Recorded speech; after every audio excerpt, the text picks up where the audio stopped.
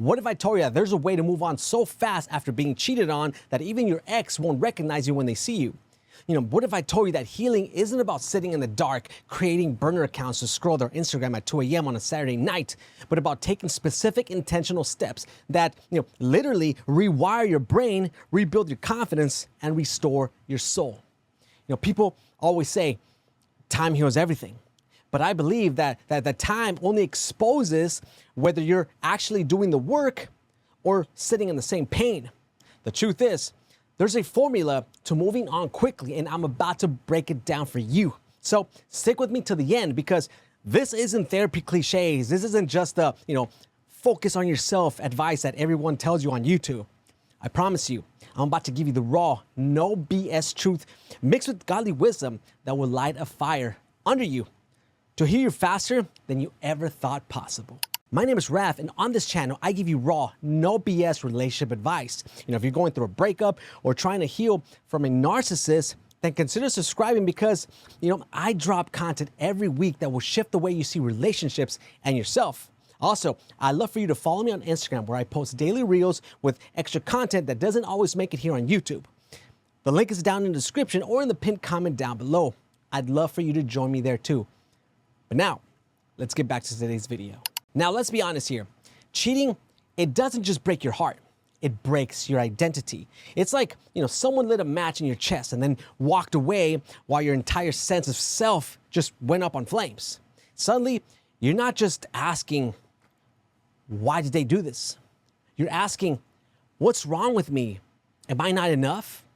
Was I too much? You question your worth, you question your sanity, you even question whether love itself is real. But understand that they don't cheat because of your lack. They cheat because of their lack of integrity. You could be the juiciest apple on the tree, but if someone has a taste for rotten food, they're still gonna pick up garbage. That's not about you, that's about them. And the moment that you understand that, the moment that you stop making their brokenness a reflection of your beauty, is the moment that you start moving on faster than you imagined. But so many people get stuck because they confuse healing with forgetting. They think that if enough time passes, the memory will fade and they'll finally be okay. Wrong. Healing isn't forgetting. It's remembering without bleeding. If you want to move on fast, you have to stop patching the wound and start treating the infection, because otherwise you drag that disease onto the next relationship. And let me tell you something. New love, it doesn't heal all wounds. All it does is temporarily distract you until the scar tissue shows up again. So healing isn't optional, it's mandatory. The faster you face it, the faster you free yourself. The first mistake that most people make after being cheated on, it's playing detective. You catch your partner, in betrayal, and suddenly you turn into Sherlock Holmes. You're checking their phone, their phone bill, analyzing their Instagram, hunting down receipts, looking for, the full story. But the reality is that you already know enough. Betrayal is betrayal. You don't need to know how many times. You don't need to know how they met or why they did it.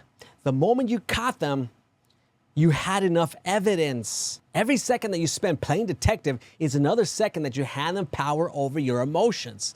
Closure, it doesn't come from answers. Closure comes from acceptance. Let me put it like this. If you find a cockroach in your food at a restaurant, do you really need to know which wall it crawled out of? No. You just know that your meal is ruined and you're out of there. That's how you have to treat cheating.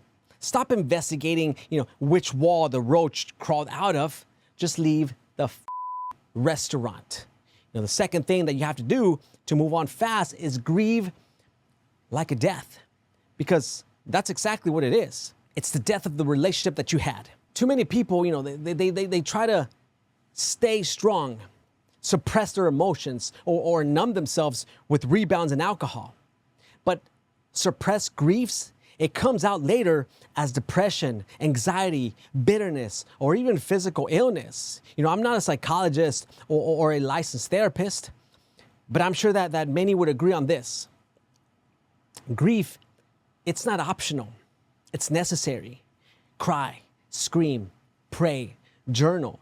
Whatever it takes to acknowledge the death of what it was, do it. Because if you don't bury that old relationship properly, you'll drag its corpse into your future. And no one wants to be the person still dragging skeletons in their next chapter. Even the Bible, it says in Ecclesiastes, there's a time to weep and a time to mourn.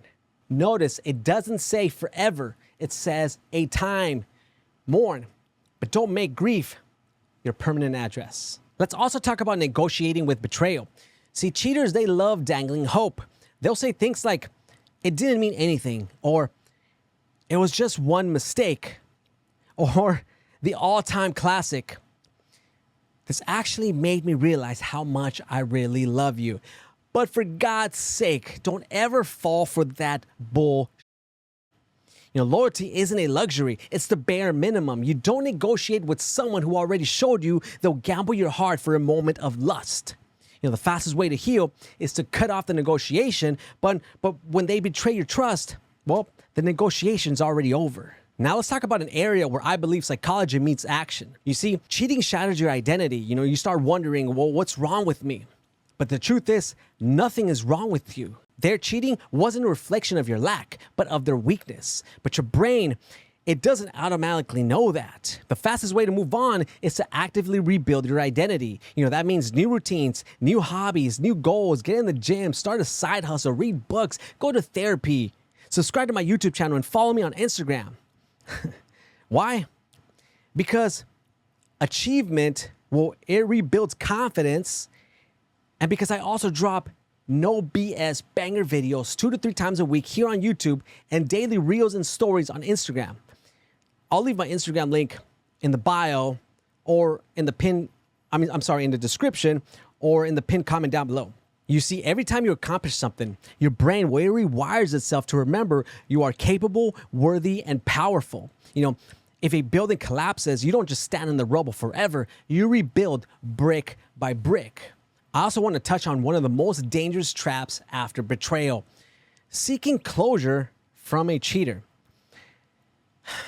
Please understand this. You will never get true closure from the same person who broke you. That's like expecting the criminal to also be the judge. They don't want to give you closure. They want to keep the door cracked open. That text that they send you saying, hey, can we talk? That BS message is about checking, to see if they still have access to you. But the Bible says, let your yes be yes and your no be no. Your no is enough. You don't owe them, a closing ceremony speech. Closure doesn't come, from their mouth. It comes from, your decision to move forward. And another key to moving on fast, what's your environment? If your circle is full of people who keep bringing up your ex, gossiping about them, or encouraging you to stalk their socials, well, you're not healing.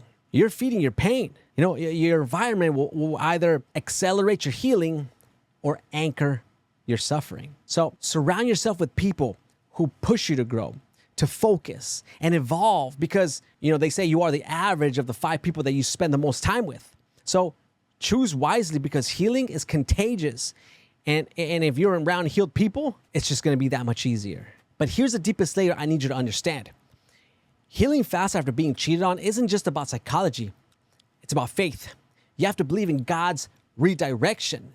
Sometimes rejection is God's protection. Sometimes He allows the storm not to drown you, but to redirect your boat to safer waters. You thought this person was your forever, but God saw the knives behind their smile. He pulled you out, even if it felt like a loss. Remember, God never subtracts without multiplying later. If He took them away, it wasn't punishment. It was preparation. You didn't lose them. You got rescued. Remember, Proverbs 3:5 says, trust the Lord with all your heart. Lean not on your own understanding. Healing is trusting that God sees what you don't. And He's not removing. He's just redirecting. So let me end this video with this. The fastest way to move on after being cheated on isn't by numbing the pain with rebounds or distractions. It's by cutting off what keeps reopening the wound and feeding what rebuilds your strength.